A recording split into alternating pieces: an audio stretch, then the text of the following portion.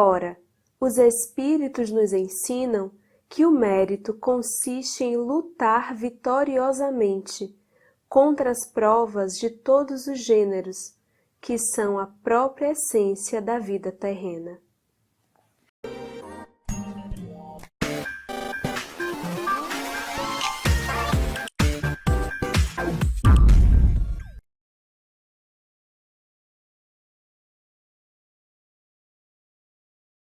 Nós estamos no mês de setembro e a série Espiritismo em Revista não poderia deixar de se juntar à campanha de valorização da vida e de prevenção ao suicídio, o Setembro Amarelo.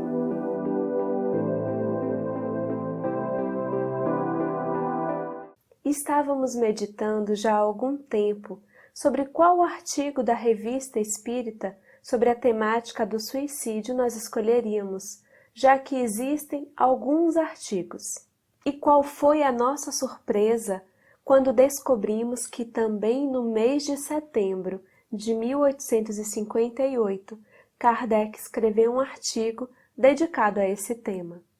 Problemas morais. Suicídio por amor. Esse artigo pode também ser encontrado no livro Céu e o Inferno, na segunda parte, capítulo 5.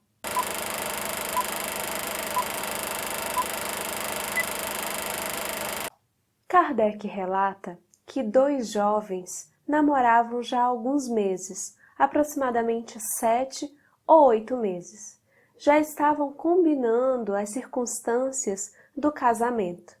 E para fins de economia, diariamente, o jovem Luiz, sapateiro, vinha almoçar e jantar na casa da sua noiva.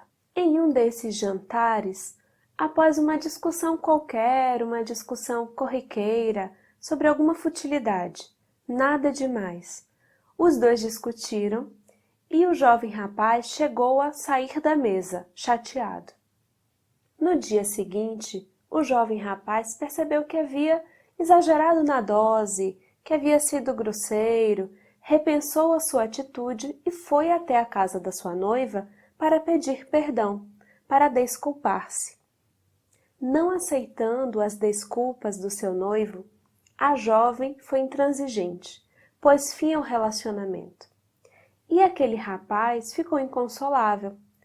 Tentou de todas as formas pedir perdão, reatar o relacionamento. Passaram-se vários dias e ele voltou à casa da antiga noiva na tentativa de reaver a relação, de que ela o perdoassem, de que eles reatassem.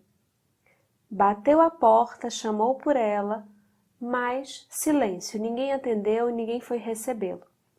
Ele então gritou: "Adeus, adeus para sempre. Trata de encontrar um marido que te ame mais do que eu." A moça, lá de dentro, chegou ainda a escutar um certo gemido, um estrondo, mas recusou-se a ir até a porta enquanto acreditasse que ele ainda estava lá. Acontece que ele havia cometido suicídio, exatamente na porta da antiga noiva, e uma pessoa que passava pela rua foi que viu que ele estava ali estendido. Então chamou os familiares, as pessoas da casa dela, e estava lá aquela cena triste instalada. Kardec encontrou essa notícia num jornal da época, datado de 7 de abril, e ele nos diz assim no artigo: "Despertou-nos a ideia de dirigir a um espírito superior algumas perguntas sobre as consequências morais daquele ato do suicídio. Aqui estão, assim, como as respostas que nos foram dadas pelo Espírito São Luís, na sessão da Sociedade, no dia 10 de agosto de 1858. A moça, causadora involuntária da morte do amante, tem alguma responsabilidade por isso? Sim, porque não o amava. Então, para prevenir a desgraça, deveria desposá-lo, a despeito da repugnância que lhe causava? Ela procurava uma ocasião para livrar-se dele, para desfazer o noivado. E assim fez no começo da união, o que viria a fazer mais tarde. Neste caso, a sua responsabilidade decorre de haver alimentado sentimentos dos quais não participava e que resultaram no suicídio do rapaz? Sim, exatamente. Mas então essa responsabilidade deve ser proporcional à falta, e não tão grande como se houvesse provocado o suicídio consciente e voluntariamente. Resposta: é evidente. O suicídio do rapaz encontra desculpa no desvario que lhe acarretou a obstinação da antiga noiva? Sim, pois o suicídio, oriundo do amor, é menos criminoso aos olhos de Deus do que o suicídio de quem procura libertar-se da vida por motivos de covardia. Observação: dizendo que este suicídio é menos criminoso aos olhos de Deus, isso significa, evidentemente, que há criminalidade, embora em menor grau. A falta consiste na fraqueza que ele não soube vencer. Era sem dúvida uma prova a que sucumbiu. Ora, os Espíritos nos ensinam que o mérito consiste em lutar vitoriosamente contra as provas de todos os gêneros, que são a própria essência da vida terrena. Aqui nós gostaríamos de fazer um comentário. O fato de nós lermos que o suicida, que o ato do suicídio é um crime aos olhos de Deus, não nos dá o direito de nos fazer ou de nos colocar no lugar de juízes ou de deuses. E é isso que às vezes nós percebemos alguns companheiros fazerem. O suicida é alguém que necessita de muitas coisas, mas se tem uma coisa que ele não necessita, é do nosso julgamento. Nós não fazemos ideia do que se passa na mente e no coração de alguém que envereda por esse caminho. Nós desconhecemos a intensidade do seu sofrimento, a intensidade do seu desespero.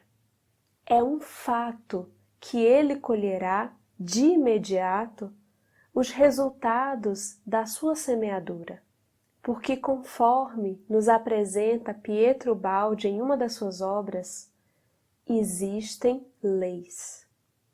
Existem leis. Existem leis. Assim como existe a lei da gravidade, que a gente não questiona, que a gente não tem como se contrapor a ela, assim acontece com todas as leis de Deus, com a sua lei de justiça e também com a sua lei de amor, de misericórdia, de caridade. Então, se nós recebemos como concessão, como empréstimo de Deus, um corpo físico, um corpo espiritual, uma determinada quantidade de fluido vital para animar a nossa matéria, uma espécie de carga, de bateria para uma determinada temporada aqui na Terra, que foi planejada por nós, com o nosso consentimento, ainda que agora não nos recordemos. Se tudo isso nos foi concedido por misericórdia de Deus, para o nosso crescimento, para o nosso aprendizado, não será tão simples nos desvencilharmos da vida física através desse ato do suicídio. Nós não temos o poder de criar a vida. Esse é um poder de Deus. Nós somos co-criadores. Ele é o grande criador. Assim também não teremos o poder de exterminar a vida. Então, quando alguém num ato de desespero, de angústia, de dor, de sofrimento ou até de loucura, envereda por esse caminho, acredita que vai exterminar a vida, na verdade ela está iludida, porque ela não vai exterminar a própria vida. Aí está a grande questão, e aí está o grande alerta, porque a pessoa que faz isso, ela não quer acabar com a vida, na verdade. Ela quer acabar com a dor, ela quer exterminar o sofrimento. Só que isso não vai acontecer, porque ela ainda possui muito fluido vital, ela ainda possui um corpo físico repleto de fluido vital, de energia anímica. E esse colapso gerado pelo suicídio nas suas diversas formas vai trazer muito sofrimento. A matéria externa, esse corpo externo, vai se degradar e ela estará vinculada a ele, passando por esse processo de sofrimento, de acompanhar o reverberar do ato suicida, talvez por muito tempo. Então é muito sofrimento, talvez mais sofrimento do que ela acreditava passar antes. Quem já teve a oportunidade de ler o livro Memórias de um Suicida, da médium Ivone do Amaral Pereira, pelo espírito Camilo Castelo Branco, sabe com mais detalhes do que nós estamos falando e da quantidade de sofrimento advinda desse ato. Mas sabe também que ninguém está desamparado. Ninguém está desamparado, porque mesmo nesses momentos de intenso sofrimento, existem irmãos abnegados, dedicando-se aos suicidas, como se dedicam a todos nós, com as nossas fragilidades, sejam elas quais forem. Então, ao invés de julgamentos, de ideias preconcebidas sobre o sofrimento do outro, ao qual não temos acesso, que façamos uma oração por essas pessoas, por esses irmãos, porque nós não nos lembramos o que nós já fizemos e nós não sabemos o que nós somos capazes de fazer. Oremos, oremos sempre. E se você está passando por isso, por uma dor descomunal, se não encontra sentido na própria vida, peça ajuda. Peça ajuda a alguém. Ligue para o CVV, para o Centro de Valorização da Vida. Entre em contato com um amigo, com um familiar. Peça ajuda. Mas fique conosco. Não desista. Dê mais uma oportunidade à vida. Eu te garanto que esse sofrimento enorme é passageiro. Vai passar. Vai melhorar.